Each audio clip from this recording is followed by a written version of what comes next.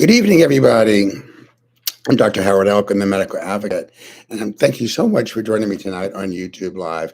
And tonight's really exciting because we're going to talk about these new weight loss miracle drugs, right? Or are they? That's what we're going to be talking about. And you've all heard about them. Okay, semaglutide, Ozempic, Wegovy, and the new one, Mounjaro.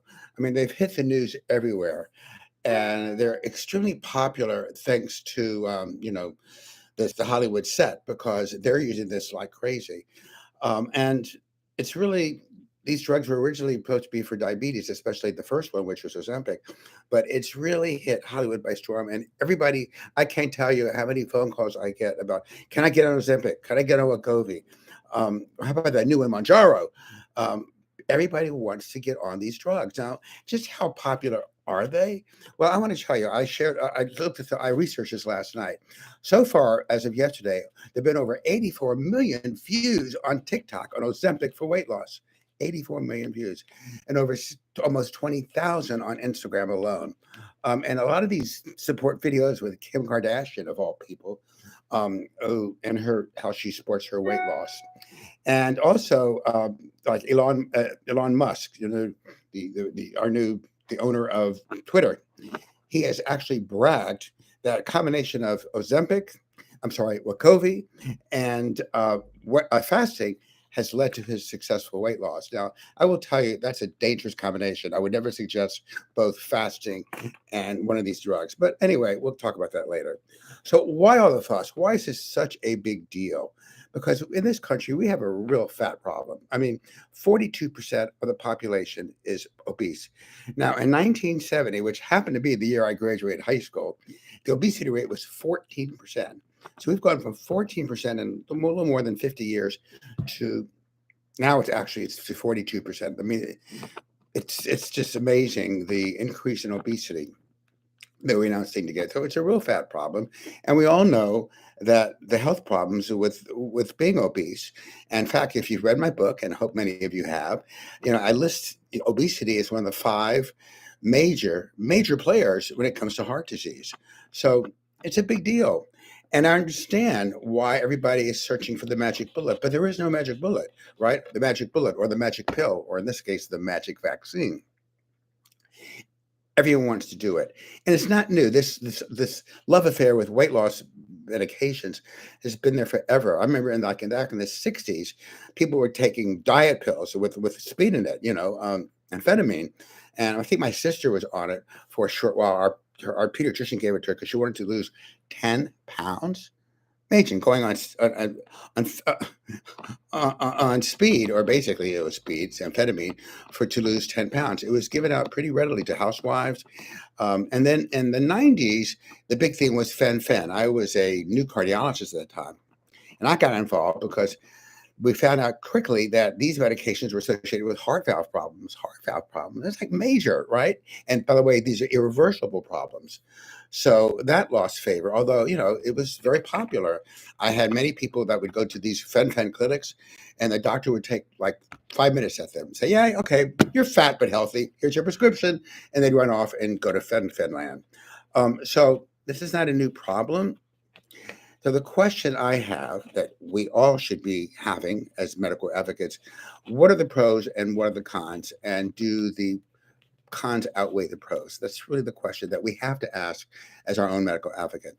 So anyway, I want to go over the medications separately now because they're similar but somewhat different. Ozempic was the first one that came out, and the generic is called semaglutide. And it's been about 6 or 7 years, maybe. I was one of the first to join the bandwagon to use this medication for my diabetic patients. It's still only indicated for diabetes. Although as a physician, you are allowed to use drugs off-label if you deem fit. But I was always using it for diabetes, so I have a fair amount of experience with it. It starts off. There's 3 doses. There's 0.5 milligrams. Then there's I'm sorry, 0.25 milligrams, and there's 0.5 milligrams, and there's 1 milligram. But these are drugs you have to slowly titrate up. So, for example, you start at 0.25, you stay on that for a month. And then if you tolerate it well, you go to 0.5 for another month. If you tolerate that, fine. You go to 1 milligram, which is the top dose for Ozempic. Um, so you titrate it over 4 weeks for each dose. Now, these drugs, both Ozempic and Wegovy, are what we call GLP receptor agonists. That's glucagon GLP uh, receptor agonist. So it's glucagon like peptide, an agonist. So what it does, it simulates a hormone that we all have in our GI tract, basically in our intestinal walls, and they're called incretins, and it simulates this hormone that actually tells the pancreas to put out insulin after a meal, which is important because you want to get the blood sugar down after a meal, and that also will help with insulin resistance. We don't want blood sugar hanging out in the bloodstream. And the pancreas doesn't know what to do, and it makes more insulin. So it has a dual action of both increasing insulin production after a meal, what we call postprandial, and also in improving insulin sensitivity. It also works in the liver by slowing down conversion of fats. It helps to prevent fat, called non-alcoholic fatty liver disease, which is the biggest form of liver disease today. In fact, we attribute that this will be the major cause of liver transplants in the near future, seen in the obese and diabetic population. So it helps with the liver to decrease glucose secretion in the liver. It also has a major effect on the hypothalamus, which is in the brain, and that's actually where your appetite center is. So you end up having a less of an appetite, and also slows the whole digestion process down. So if you slow the digestion process down, you feel full and you don't want to eat. And that's really how these drugs work. So kind of a dual action, but it simulates a natural hormone called GLP-1, which is glucagon-like peptide 1 agonist. Now, Wegovy is actually the same drug as Ozempic. However, the dose is higher. You can go up, instead of to 1 milligram, you go up to 2.4 milligrams. Okay, so it actually leads to more weight loss, and also a higher price tag, of course. And that drug is really the same thing, but it's specifically earmarked for weight loss, as opposed to Ozempic, which is only earmarked for control of diabetes. Okay, now basically, if you look at Wegovy, and I profiled this drug back in June of 21. If any of you have been watching me for so long, because it had just come out, and there were a lot of concerns about it, but it's become very popular. So you spread that out. There's 5 different doses. And if you do it properly, it takes like 17 weeks to go from the first dose to the last. I mean, how many people in Hollywood do you think are going to wait 17 weeks to lose weight? And of course, these people weren't necessarily obese. They're just overweight, and they want to cut down weight for a photo shoot or a film or something like that. It's not what these medications are, designed for. Mounjaro is the new one by Eli Lilly. Okay, and I got to get the generic right because I can't even pronounce it. Okay, it's tirzepatide, if I'm doing that correctly. Now, it's also only indicated for managing type 2 diabetes as an adjunct to diet and exercise. Everything is an adjunct to diet and exercise. So the function is basically the same as the other 2 drugs, but it's a bit different because it simulates 2 hormones in the GI tract. One is the GLP-1, which you discussed, and also GIP. I got to spell this one out. It's glucose-dependent insulinotropic polypeptide. So it's another hormone. So the difference or advantage of using Mounjaro is that it's 2 different hormones, or the 2 incretins are being simulated. Okay, and it results in greater weight loss. Okay, so it's only approved for diabetes right now, but I can tell you now that Eli Lilly is pushing very aggressively to get this drug marketed for obesity, which I expect will happen in the next 6 months for sure. Okay, so how do these drugs work? They lower blood sugar. They increase insulin sensitivity, which I've told you. They lower blood sugar by increasing insulin release after you eat. Okay, then it increases insulin sensitivity, which we all want, because insulin resistance is too rampant in this country, as we see. and we want to improve the sensitivity. It slows down the digestive system and decreases appetite. Perfect for weight loss, right? So anyway, they all work similarly. Mounjaro is a little more potent because it mimics two different hormones, two different incretins. Now, what are the side effects? The side effects are basically, and they're pretty annoying. I have had a lot of patients on Ozempic, so I have a lot of experience here. Nausea is the big one, major nausea. Some people have vomiting, appetite is decreased. They don't want to eat protein. Dehydration is rampant. Diarrhea, vomiting, indigestion, stomach pain. I had a patient last week who really needed it, and she couldn't tolerate it because of the stomach pain. She felt too full, and now she was causing pain. So it wasn't really something that she was interested. I've had 2 or 3 patients have to stop it just for that as well, this as alone. And the nausea is not insignificant. Almost everyone develops some type of nausea with this drug, which is why you have to start low and titrate slowly. More rare are things like pancreatitis. That ain't good. Pancreatitis can be life-threatening. Kidney failure, allergic reactions, gallbladder problems, and also thyroid tumors. If there's a family history of thyroid cancer, medullary cancer, I would stay away from this medication for sure.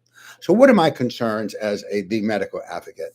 First of all, I want you to know there's a difference between weight loss and fat loss. Now, we always say weight loss, okay, but what is weight loss? What we want what we want is improvement in body composition, right?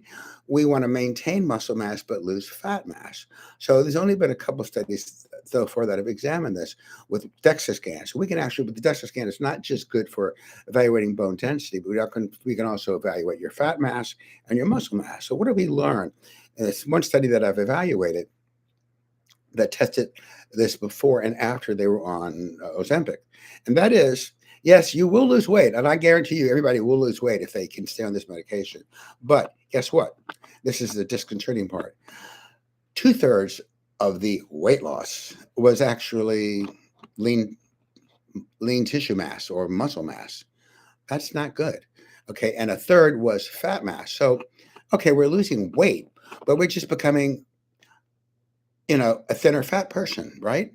I mean, it's not that I can see so far really selectively targeting fat. It's just targeting weight loss. So you really want to keep that in mind. So that's one of my major concerns. Um, the next one is Ozempic face. Okay, this has been really hit the news lately because it's sagging skin, stretch marks. I don't know how I got through my bodybuilding competitive years. For 12 years, I competed in bodybuilding, and I did crazy things. I mean, I lost like as much as 30 pounds in 12 weeks, and I won't tell you how I did it because it's really bad. But and it wasn't with drugs. I just starved myself, and but for some reason, I've never developed stretch marks. I guess it's genetic. I don't have a stretch mark on me, but most bodybuilders do that have gone through that. But with women and men, but the sagging face is a loss of the muscle that we're talking about. Okay, and so I lost a fat mass of fat really and fat and muscle. So you have the sagging skin. Now, diet and exercise are helpful. They can help tighten the skin. Protein intake is very important when you're on this drug, and a lot of people don't want to eat protein because they're not hungry. Okay, because protein will increase collagen and elastin, which are two really important compounds for muscle building. Okay, that's really important, and I will tell people have to drink like probably close to 2 liters a day of water. It's really, really important. So what do I have any other concerns besides the usual side effects? Yeah. I'm really concerned about the hit on the pancreas. What is it going to take? I mean, we don't know. These drugs have not been around that long. So what's going to happen to the pancreas after it's been, so many years? It's like we're putting out insulin. We're putting out insulin. I mean, I worry, and we don't have enough experience with this, are the beta cells and the pancreas going to poop out, and therefore we won't have enough insulin to go around. So will we become insulin requiring diabetics? I don't know. I don't think anyone knows the answer to that. We're so intent on weight loss. No one cares about the future. We're just caring about the moment. But there is a concern that I have about the hit on the pancreas for long-term usage. It is okay. Another one. It is not a quick fix, people. It's not a quick fix. I've had people that have come to me, well, can I start at a higher dose? I'm cool. I'm tough. I can handle it. Can I start at one versus or zero point 0.5 versus zero point 0.2? No, you can't, because anyone that's tried to do that has gotten violently ill, nausea and vomiting, and they end up losing weight, but not the right kind of weight. So it's not a quick fix, despite what they tell you in Hollywood. Okay. And the effects dissipate. They've already shown this, guys. When you stop that drug, the weight will come right back, just like every other weight loss drug that's ever been marketed in this country or in the world. You will gain the weight back. So, okay, do you want to stay on this the rest of your life? Now, if you're obese and a diabetic, it may be worthwhile because these are chronic diseases that deserve attention.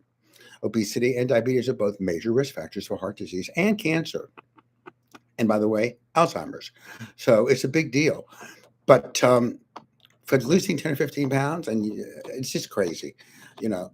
And the expense, we're talking about, these drugs are not approved for weight loss. They are for diabetes, but they're not for weight loss. So you can expect to pay anywhere from $1,100 to $1,200 a month, or maybe more, for these drugs out of pocket if you can get them.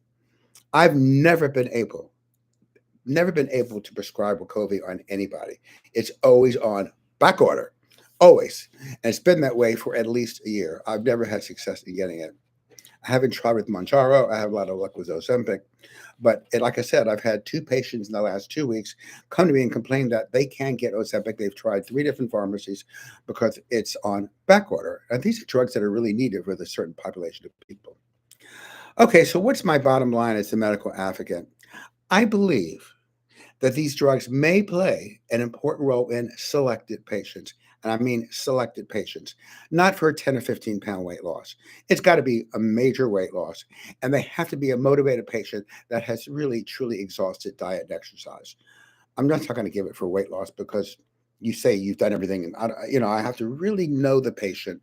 And I'm not going to open up a Wegovy or a weight loss clinic and just prescribe these drugs the way I think it will happen, like it happened with FenFed. So I need to have a motivated patient that's really interested in working hard. They need to be seen monthly. I will have to see them every month before we titrate to the next dose. I have to make sure they're doing well and how they're feeling.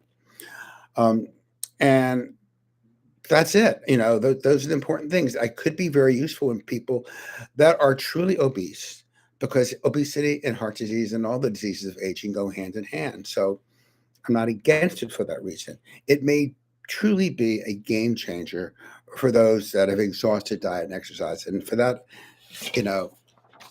I'm happy. It's a powerful medication with powerful side effects. And it all boils down, as I always end this with whose body is it? It's your body. So know your risk benefit ratio. If the risks outweigh the benefits, I would stay clear. But if the benefits outweigh the risks, then it's something to consider. So that's my take on these new drugs. And I will now take audience, and I can put my glasses on so I can see what's going on here. Okay. Questions? Okay. Doctor, what are your thoughts on peptides? Thanks. It's great question. Boy, it's really hard to see this today. Okay, wait a minute. Okay, let me see. Okay, so my thought on peptides, again, we're looking for magic, but I'm not against peptides. I have not had the opportunity to really study them. Again, they tend to be expensive. They tend to be like precursors to growth hormone and things like that. I've tried peptides when I was competing in bodybuilding. It got me terribly. I remember I had diarrhea and I was extremely fatigued. I didn't like the side effects. But now the peptides have exploded since then. There's so many different ones now that are out. It's a very exciting field. I just haven't had the time to really devote, and I won't do anything unless I really understand it. There may be a role for it. I've not felt that need, that need right now, or that role. There's one out that I really think is exciting. It's called BPC 157, and it's one that's both injectable and oral. There's very few, if any, other than that one that can be given orally. But it's like, it's good for the brain, it's good for the gut, it's good for this, it's good for that. I have this thing that if it sounds too good to be true, it probably is. So I have not jumped on the bandwagon. I probably should have and could have, because as you know, a lot of you know that I had back surgery on January 3rd. And could that have helped my recovery? Could that still help my recovery? I'm not so sure about that. So I haven't jumped on that wagon yet. But it is big. But again, always looking for something external. I had a person that I have not seen in years in my office. He private messages me on Facebook. Wow, what do you think about this peptide and that peptide? This person was not terribly compliant, as I remember, and then he joined an HMO. Now, do you think an HMO is going to treat him with peptides, or they give a damn about his longevity? They don't. So I say, you know what, dude, why don't you work on the basics right now? Work on your blood pressure, work on your cholesterol. There are a lot of issues, as I recall, that you had and that were not being worked on. So I would work on the basics before I jump off to peptides. That's me. Okay, more questions. Excuse me, guys. For some reason, it's hard to do. Okay, what supplements do you advocate to your patients that want to lose 10, 30 pounds? Okay, fair enough. Okay, whoops, let me get rid of this window. Wait a minute. Okay, fair enough. That's a great question. 10 or 30 pounds. Now, it also depends what these drugs are. Let me go back to these drugs for 1 minute because I didn't say one thing that I should. What's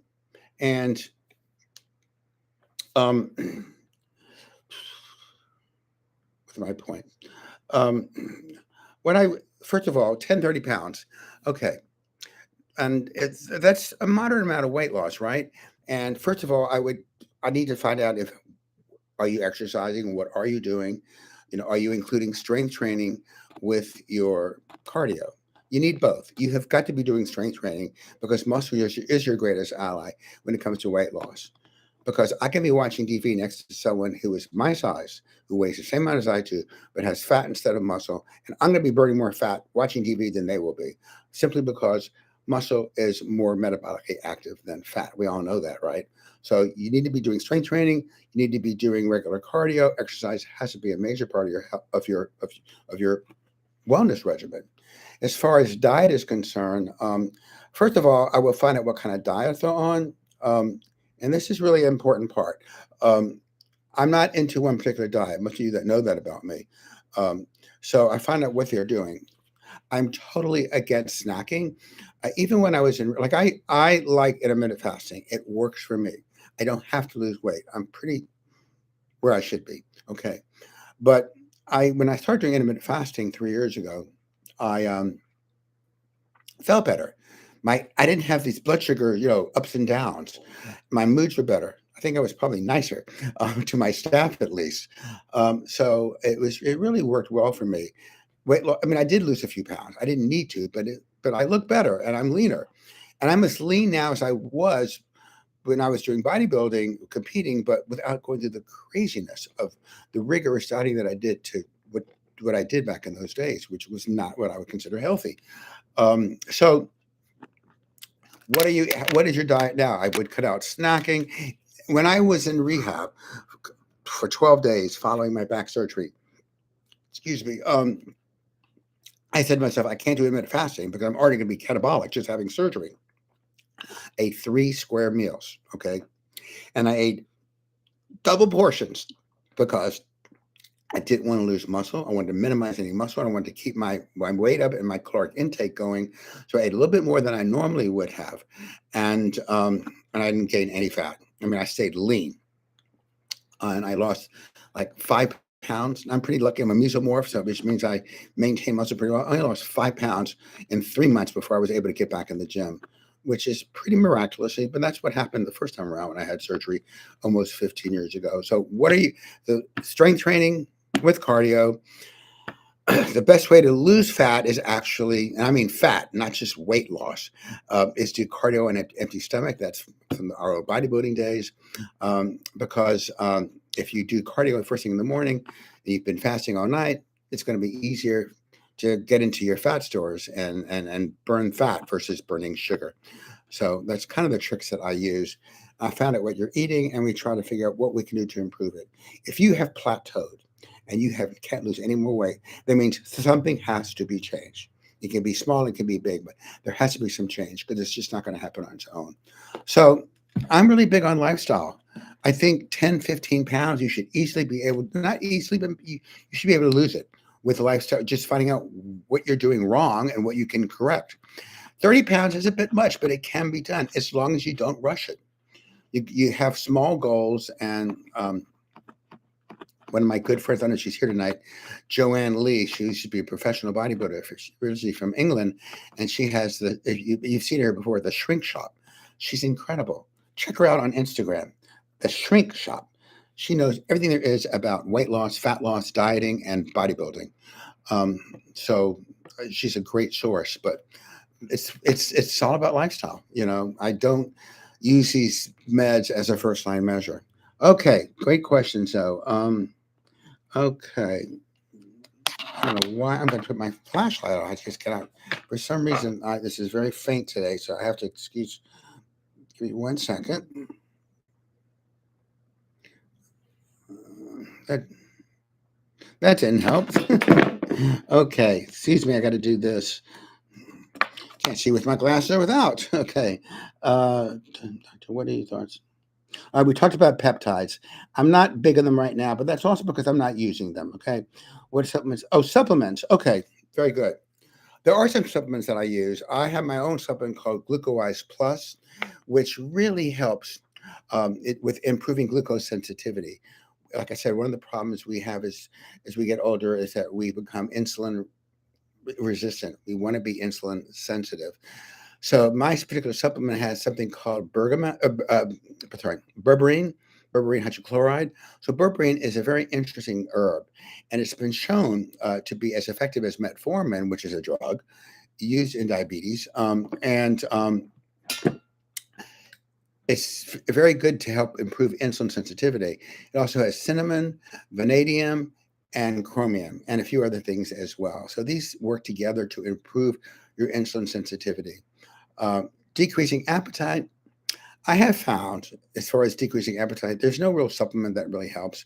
I don't use supplements for, I have just learned to, certainly with intermittent fasting, I have learned my cravings are much less, my cravings for carbs, and it's all about the carbs. It's all about the carbs. If you want to lose weight, you got to cut back on the carbs. And fat is not your enemy. Fat is your friend. In fact, if you want to live to a ripe old age with a good old brain, you better imbibe on fat, because your brain is 65% fat and it thrives in the presence of fat. So if you have anything neurodegenerative like Alzheimer's or Parkinson's or multiple sclerosis or any neurodegenerative disorder, you want to be eating a higher fat meal and leaving out the pasta and the rice and all that other stuff, because it increases your oxidative stress. It's more than just fat. Okay. I'm struggling to read this today. I don't know what is wrong with this. For some reason, give me a second, guys. Okay. What techniques have your patients implemented that led to the biggest permanent weight loss? Great question. Most of my patients that have gotten success, and short of bariatric surgery, which I'm not against, by the way. I think if you have a lot of risk factors, heart disease, or, metabolics, a lot of risk factors, I would consider bariatric surgery. I would think this kind of is a bridge to that direction. But I think patients that have truly embraced lifestyle, they make it their priority. Another great trick, by the way, guys, is after you eat a meal, let's say a major meal, just walk for 20 minutes. It'll lower your blood sugar, and it'll do wonders for you. Just 20 minutes. It's not even for the exercise component. It's just to decrease your blood sugar and to help make you more insulin receptive. So, but there's no magic formula. I haven't seen it, and I've been in this business for a very long time. I've had a lot of patients that have embraced weight loss, but the problem is that when you look for these drugs, unless you stay on them for the rest of your life, you're going to gain the weight back. Now, can you use it as a jump start? But most people that are interested are already, again, these are the people that are 10 or 15 pounds overweight, and I don't think it's good for that. I think I don't know. I have to be really convinced by a really motivated patient to give it just for that one reason. I just, it's not my thing. Not against it, but I'm not really pro in it, because I've seen success with lifestyle management. I still think that's the most permanent effect you're going to get. It's stood the test of time. Okay. Are you able to lose 100 pounds on this diet? That's really a big question. If you have to lose 100 pounds, you're probably going to go through bariatric surgery. 100 pounds is a lot of weight to lose. Now, you can lose up to 40% with Mounjaro. 40%, what am I saying? 20% with Mounjaro. So now some people say that's what if you get 20% weight loss with bariatric surgery, you're doing good. It's a lot of surgery, and it's a lot of, and even with bariatric surgery, people, I have seen so many people just never really learn and adopt healthy eating methods. My sister is one of them. My younger sister had a weight problem most of her adult life, and she saw all these weight loss programs, and this, not the sleeve, the thing that was really big a few years ago that you put in your stomach, and that she almost died with that. There was a complication. Then she had gastric bypass. She's never ever really gotten anywhere near her goal weight. Why? Because she's learned that you can get ice cream right down those staples or whatever. Um, so it's a lifestyle, and it's also brain set. 100 pounds with it may be possible. I had a friend that did lose almost 100 pounds, and how did she do it? She cut out all carbs. She went basically ketogenic, and you will lose weight on a ketogenic diet, but you have to be able to adhere to it. It's all about that. But she did, a good friend of mine. She's profiled in my book, actually, and one of my heroes. PD, it's her initials, and she lost the weight, and she has slowly gained a lot of it back. See, because lifestyle is for life. Okay, it's not a temporary thing. Anything with weight loss cannot be temporary. But yeah, she lost almost 100 pounds. So it can happen. You got to be totally disciplined. You have to totally want it. I've had too many people that are obese that say they want it, and I see them year after year after year, and if they've never lost any weight. In fact, they've gained weight. There's a few patients that come to mind, and it just doesn't have to be that way. I don't believe you're just genetically fat. Um, you can bust through your genetics, but it's a lot of hard work. It's a lot of hard work, and it's consistency, and it's being with a team that supports you. I would definitely consider a health coach or someone that can really guide you along the way if you have a lot of weight to lose. But yes, it's doable. I always do that first. Okay. I'm 53 male, and my um, systolic number is borderline, and my diastolic is normal. My suggestion for supplement. First of all, if that's all you have to worry about is your systolic blood pressure, you should be able to do that with lifestyle, diet, and exercise. And I would really limit the sugar. People always talk salt, salt, salt. Yeah, if you are salt sensitive, I would consider worried about the salt. Most people out there are not salt sensitive, so the salt in their diet doesn't add that much to their blood pressure. How do you know if you're salt sensitive? Well, if you start retaining fluid, or if your blood pressure goes up after eating a salty meal, there's your answer. It's not rocket science. And then if you're salt sensitive, like the African American race tends to be salt sensitive, but most Caucasians aren't. With Mexican population, it's kind of half and half, but you can do your own experiment and see whether that. I'm really much into limiting your sugar, because sugar is inflammatory. Inflammation makes you store fat, and which is just not good for you. So that you can do. I have my own supplement. It's called Pressure Wise, and the basic ingredient is olive leaf extract. Olive leaf extract, which has been shown to help to decrease blood pressure. Also, it's also good to reduce risk of cancer. So there are supplements you can take. I also believe in fact, I'm going to be doing a YouTube live, I think in May. May is blood pressure month, and also Women's Health Month. So I have to do 2 programs in May. So we'll talk more about that then. But if that's what your issue is, you should be able to do pretty well. Okay, let's see. What else do we have? Would you like to? Okay, which if would you like to treat? Which, if any, would you like your patients, and why? I don't. For some reason, I am really not getting. There's something wrong with this. I am terribly sorry. I'm just not. There's a pop-up window here that will not go away. So I really am sorry to say this. Okay, seems Lifestyle is the best diet program. Yes. Okay. Semaglutide Your option for anti-aging. Okay.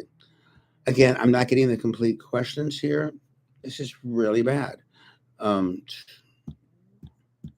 it's like I'm stuck here. Well, oh, I got it. Don't leave anybody. I figured out what to do. Okay, semaglutide. Your opinion for anti-aging. Semaglutide.